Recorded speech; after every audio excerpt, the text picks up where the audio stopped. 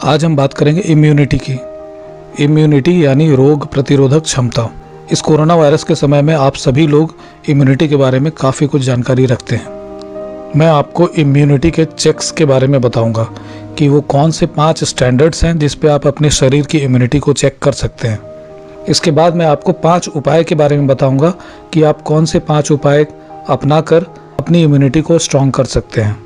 तो 5 ऐसे स्टैंडर्ड्स हैं जिस पे आप अपनी इम्यूनिटी चेक कर सकते हैं। पहला स्टैंडर्ड है, आपका पेट साफ रहता है या नहीं। ये काफ़ी इम्पॉर्टेंट है। क्या आपको कब्ज रहती है, क्या आपको गैस की प्रॉब्लम है, या पेट की और अलग अलग तरह की प्रॉब्लम्स आपको होती रहती है। तो पेट का साफ रहना बहुत ज़रूरी है। आपके पेट का साफ रहने का सीधा रिलेशन आपकी इम्यूनिटी से है। इसके बाद दूसरा स्टैंडर्ड है आलस। क्या आप हमेशा थके थके से महसूस करते हैं? क्या खाना खाने के बाद भी आपको एनर्जी नहीं महसूस होती है? आप हमेशा बुझे बुझे से रहते हैं? ये निष्क्रियता हमेशा आप पर हावी रहती है? अगर ऐसा है, आपकी इम्यूनिटी के वीक होने के ये सारे लक्षण हैं।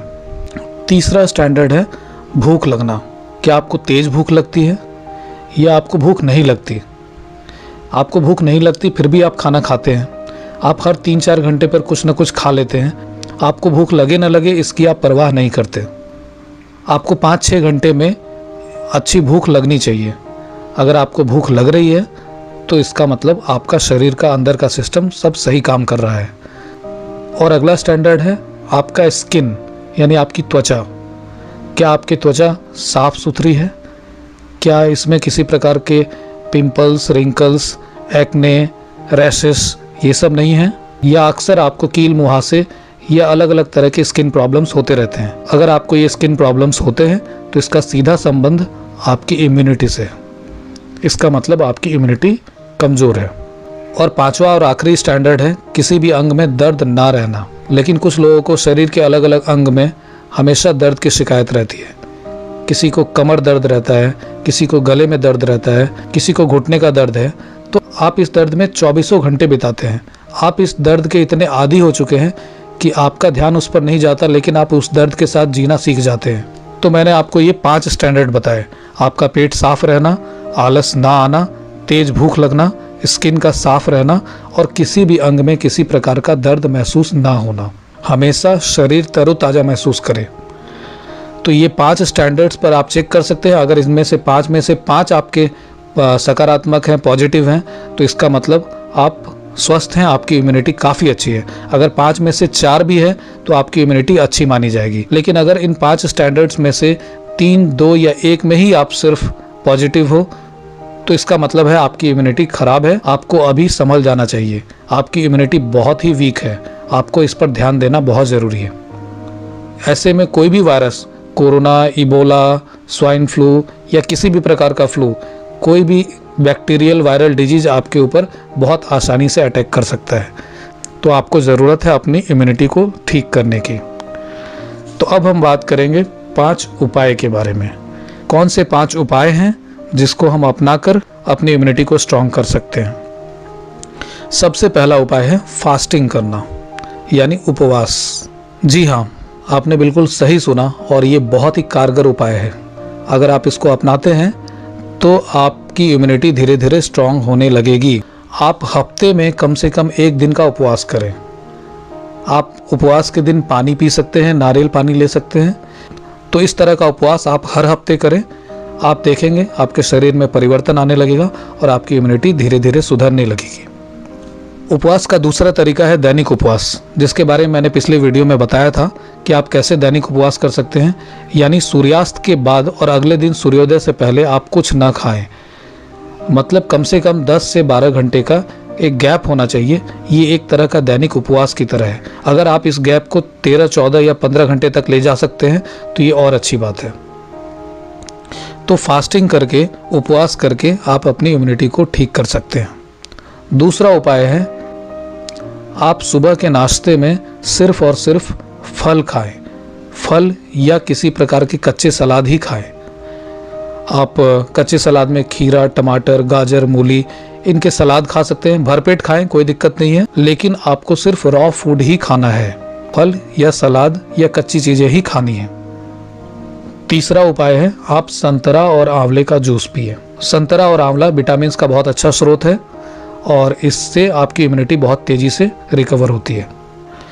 चौथा तरीका है कि आप तुलसी और गिलोय का काढ़ा पिए। तुलसी और गिलोय ये दोनों आपकी इम्यूनिटी को बढ़ाता है। आप इस काढ़े में अगर अदरक, काली मिर्च, इलायची, लौंग, दालचीनी वगैरह भी डालना चाहते हैं तो डाल सकते हैं। और पांचवा और आखिरी उपाय है वो है प्राणायाम करना। आप रोज़ 10-15 मिनट प्राणायाम ज़रूर करें। आप कपालभाति करें, भस्त्रिका जो कर सकते हैं वो भस्त्रिका भी करें और अनुलोम विलोम अवश्य करें। अनुलोम विलोम, कपालभाति आपके इम्यूनिटी को स्ट्रॉन्ग करने में सहायक सिद्ध होगा और ये कोई भी कर सकता है, किसी भी उम्र के व्यक्ति कर सकते हैं, बच्चे भी कर सकते हैं, वयस्क और बूढ़े भी कर सकते हैं। तो इन प्राणायाम को आप दैनिक जीवन का हिस्सा बनाएं जिससे आपकी इम्यूनिटी धीरे धीरे स्ट्रॉन्ग होने लगेगी। तो मैंने आपको 5 उपाय बताए इम्यूनिटी ठीक करने के। तो आज मैंने बात की 5 चेक्स के बारे में, कौन कौन से 5 स्टैंडर्ड्स हैं जिस पर आप अपनी इम्यूनिटी को चेक कर सकते हैं। और दूसरी तरफ मैंने 5 उपाय बताए, वो कौन कौन से 5 उपाय हैं जिससे आपकी इम्यूनिटी अच्छी हो सकती है। अब जो मैंने आपको 5 स्टैंडर्ड्स बताए हैं और 5 उपाय बताए हैं, दोनों का कोरिलेशन समझाता हूँ। सबसे पहले मैंने आपको बताया था कि आपका पेट साफ रहना।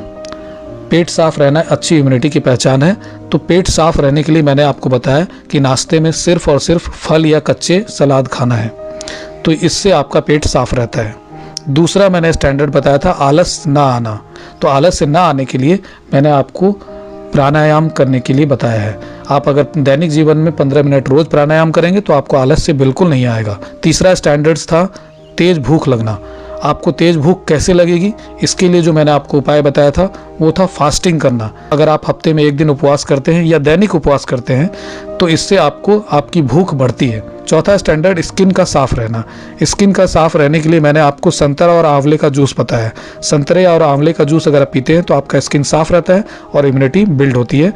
और उसके बाद 5वां स्टैंडर्ड जो मैंने आपको बताया था कि किसी भी अंग में दर्द का ना होना एक अच्छी इम्यूनिटी की पहचान है। तो इसके लिए मैंने आपको तुलसी और गिलोय का काढ़ा बताया। अगर आप तुलसी और गिलोय का काढ़ा नियमित रूप से लेते हैं, आपके शरीर के अलग अलग अंगों में जो दर्द रहता है वो भी धीरे धीरे कम होता जाएगा और कुछ दिनों या कुछ महीनों बाद ये पूरी तरह से खत्म हो जाएगा।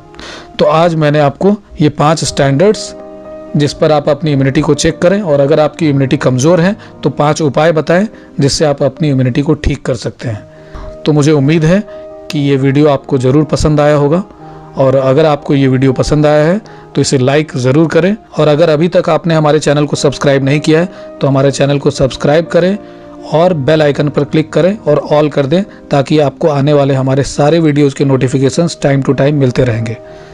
तो आज के लिए इतना ही। धन्यवाद।